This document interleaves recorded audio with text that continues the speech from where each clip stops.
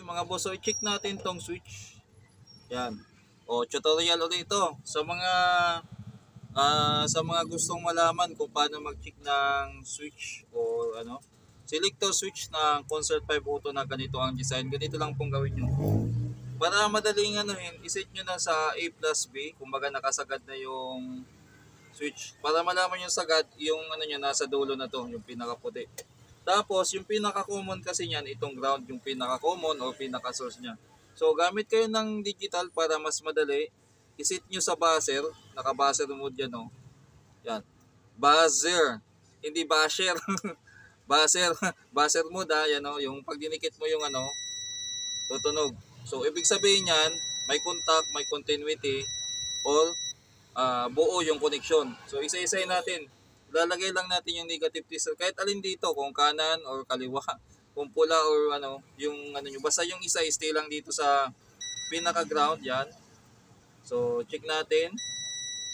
Meron. So pag ang reading niya ay katulad yan 0.009, ibig sabihin maganda pa yung contact niyan. Ayan, 1.4, medyo may resistance na. Yan. Pangatlo sa puti 0.5, maganda pa ang contact. Pagdating dito sa sa pinaka dulo, ano ba yung dulo? Ang nakalagay dito ay AR. Ibig sabihin yan, speaker A, right channel, yan.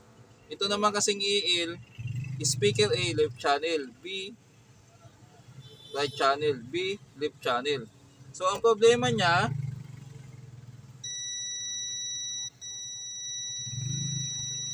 yan, may contact lahat pero pagdating dito sa patay. Ngayon, naalamin natin yan. So, kung titingnan nyo dito yan. Yan, ito yun. Yung contact na to ang patay. So, ito yung ibig sabihin, yung contact nitong dalawa na to ay wala. Tapos yung sa kabila naman, ito rin. So, bilangin natin. 1, 2. Simula sa dulo. 1, 2. Sa dulo naman itong ay 1, 2, 3, 4. Ay, mali. Dito pala sa dulo. 1. Dito lang tayo magbasa na. Ano ba yan? Pasensya na. So dito, yung isang linya niya, yan kasi magkasama lang yan. 1, 2. Tapos dito naman ay itong linya na to. So kukontak dapat yan. So kalasin natin to. Ano dito stand? Borap daw? Saglit lang. Ay. Ito isa. May isa dito. Magbablog si Tito. Dito pala nagbablog din. Cortis Tutorial Vlog. Dito, pwede nyong palitan yan para para wala na kayong hassle. Ang gagawin natin, kakalasin natin para malaman natin kung anong nangyari. Tapos titingnan natin. Hindi mo ko sa inyo. Kalasin ko lang muna to. So ikat na natin yung kalas. Nakalimutan ko, hindi ko na pala ikakat yung pagkalas. Nga pala, pagdating sa pagtanggal nito, kailangan marunong na kayo gumamit ng desoldering pump at saka panghinang. Kasi kung hindi pa kayo nakasubok gumamit ng panghinang tapos magja-jump kayo dito, pwede nyong masira yung PCB. So tuklap-tuklap yan. Wala pong nagsisimula na master agad yung panghinang o eksperto ka agad. Huwag mo malitiin yung trabaho ng iba. Ganun lang kasimple yan. Kumbaga, bigyan natin ng respeto yung trabaho ng iba. Hindi porkit nakita natin, madali lang niya natanggal. Kahit hindi mo naman line of work o hindi naman linya ng trabaho mo ay akala mo pag ginawa mo parehas na o kaya mo din gawin. Hindi po ganoon. So mas maganda po kung magja-jump kayo sa pagtatanggal ng hinang, kailangan marunong na kayo gumamit ng panghinang at marunong na kayo magtansya. Paalala lang po yan. Huwag sanang magbalat sibuyas yung iba. Kaya sabi ko lang na igalang natin o irespeto natin yung trabaho ng iba. Kasi pag nakita mo, napanood mo yung ginagawa ng iba, halimbawa, ikaw, karpentero ka, hindi ka naman technician, nakita mo, ay, hininang niya lang, parang mukhang madali lang, kaya ko din gawin yan. So, parang hindi mo ginagalang o hindi mo nai-respeto yung parang minamaliit mo yung trabaho ng iba. Parang sa pakiramdam ko lang, ha? So, ganun din naman, same time, halimbawa na hindi ako karpentero, tapos nakita ko siya gumawa ng bahay. Sabihin ko, ay napanood ko sa video mo, kamadali lang naman gawin. Pag ginawa ko ba yun, magagawa ko din yung ginagawa niya. Siyempre hindi. Kasi yung carpentero na yun, naglaan ng maraming experience yun. Tapos ako, first time lang, magagawa ko ba yung kaya niyang gawin? Siyempre hindi. Ganun po yung paalala kasi marami pong mga gusto rin matuto sa atin na hindi masyado Anong tawag dito? Mahirap kasi magbigay ng salita. Basta yung iba hindi masyado nakakapag-isip na maayos, na akala nila lahat kaya nilang gawin na ano. So pagdating sa paghihinang, wala pong eksperto agad, lalo na kung mga baguhan, mahirapan din talaga o magkakaproblema. Kaya paalala, kailangan medyo marunong na kayo maghinang. So pakita natin. So una kong tinatanggal ay itong ground. Pwede namang kasi madumi na yung natin, no? May mga nahuhulog na residue yan, no? Tanggalin natin at linisan. So pag tanggalin ito, ganito lang. Ayan. Tak-tak natin yan.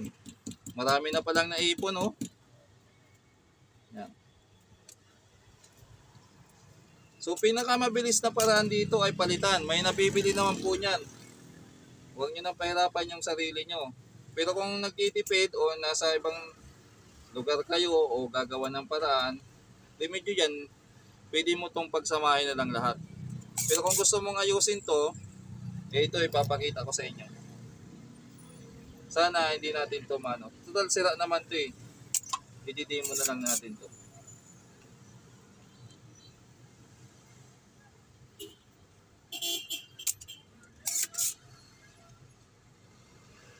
At kailangan maganda rin yung panghinang nyo.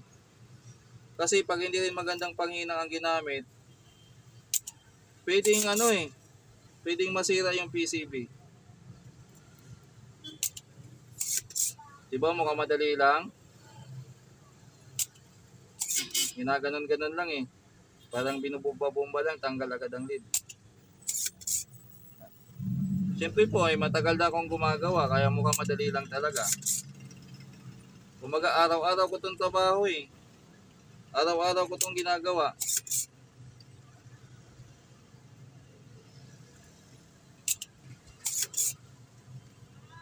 Magandang panghinang, maganda ang pump. Ay, yung pump ko pala hindi naman kagandahan. Ordinary lang pala to. Ganon din ang panghinang ko. Ano lang to eh. 200 pesos lang itong panghinang ko. Katulad nun, hindi pa natanggal talaga totally. Oh. So, kailangan mong initin.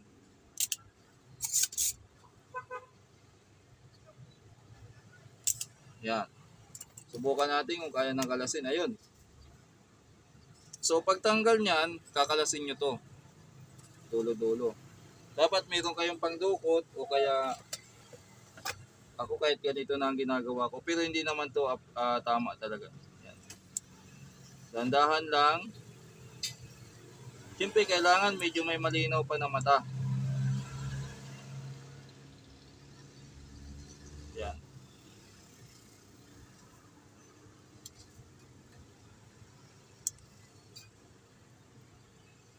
Dandahan kasi baka ma-damage natin. Ibabalik pa natin yan eh. So, ayan na. So, ang pinakarason niya, kaya hindi na maganda yung contact niya kasi maitim na yung niya, yung plate niya. Mapansin niyo kulay itim na. Ayan. Kulay itim na. Anong solusyon diyan? Kuha kayo ng liha. Liha o sandpaper. Ano ba yan? Wala akong liha dito na kanina dami kong liha.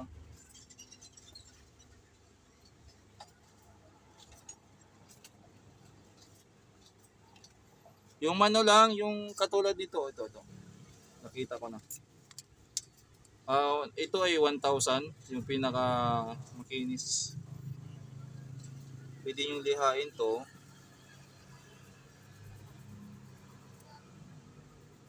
Ayan.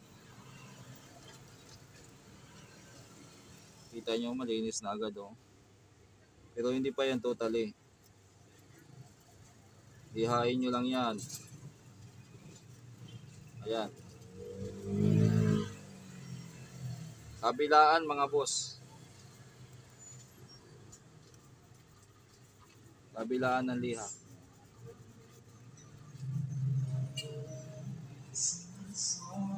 Okay, may dumaan na karo ng patay. Wow, makapiright tayo. Ayan, liha lang tayo, liha. Hanggang sa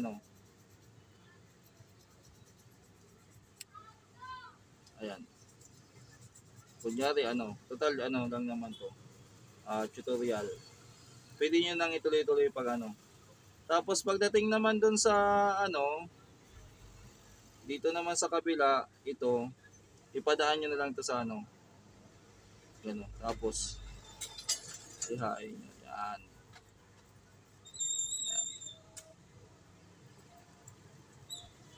Alam mo, sablay talaga yung design dito na ganito. Hindi dapat ganito yung Ewan ko kung bakit ganito kanipis yung nilagay nila ng Ito lang yung naglalaro, oh.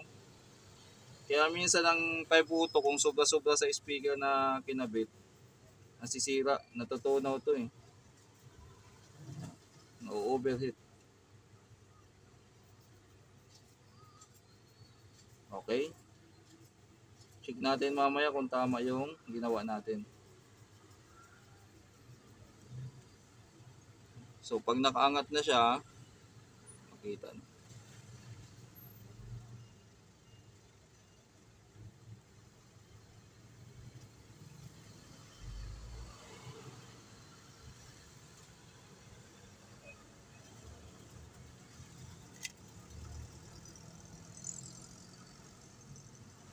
Pero ito mga boss take note, papalitan ko ng bago yan. Pinapakita ko lang sa inyo yung kung anong mangyari kapag kasi nga tutorial yung ginagawa natin. O ayan, testerin nga natin kung may contact. Testerin natin. So ang contact nito ay ito at saka ito. Okay, kabila. Kabila. O meron. So balik natin. Paano ba itsura nito? Idulo-dulo na natin yan.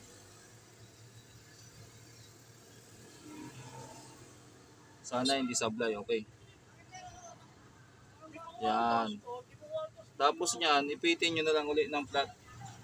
Meron ba akong flat din? Asan na ba yung... Naku po. Asan yung long nose ko? Hahaba yung video natin. Tutorial nga lang tong ginagawa natin. Ayan. So dahan-dahan lang, ganun din uli. O diba?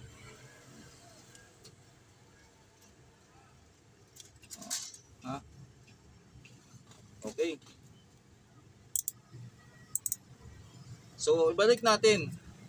Tapos isagad ulit natin dito sa dulo. Tingnan natin kung magkakaroon na ng palo. Ayun, namatay na tester natin. Take note, tatanggalin ko ulit ito kasi papalitan ko ng bago. Ginawa lang natin to para example. So dito naman sa pagkakabit, unahin nyo din hinangin tong mga dulo niya, yung pinaka ground. Okay? Sunod ay itong yan. Yan.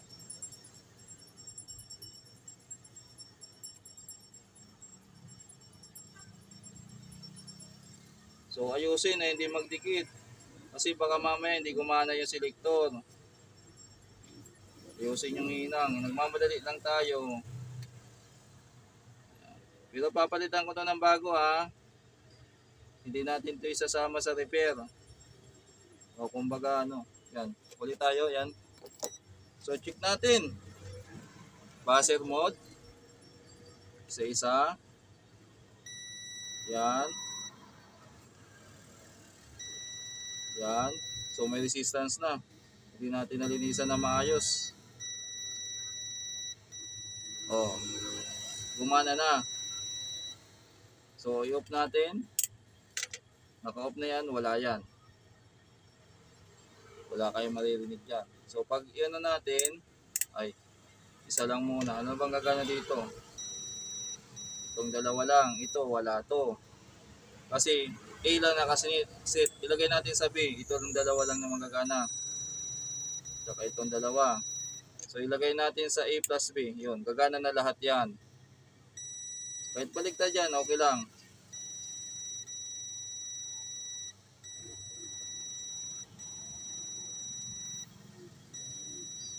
Okay. So medyo may resistance to kasi hindi natin nakiskis ng maayos. Pero yun lang po yung solusyon kapag gusto nyong i-repair to. Pero kung may pambili kayo, palitan nyo ng bago. Ngayon, kung emergency talaga, ang gawin nyo, i-jump nyo na lang yan dyan. Kaya lang, wala nang function yan kung ginump nyo dyan. So, yun yung tutorial natin about sa problema ng speaker selector. Ayan. Itong tinuturo natin. Okay?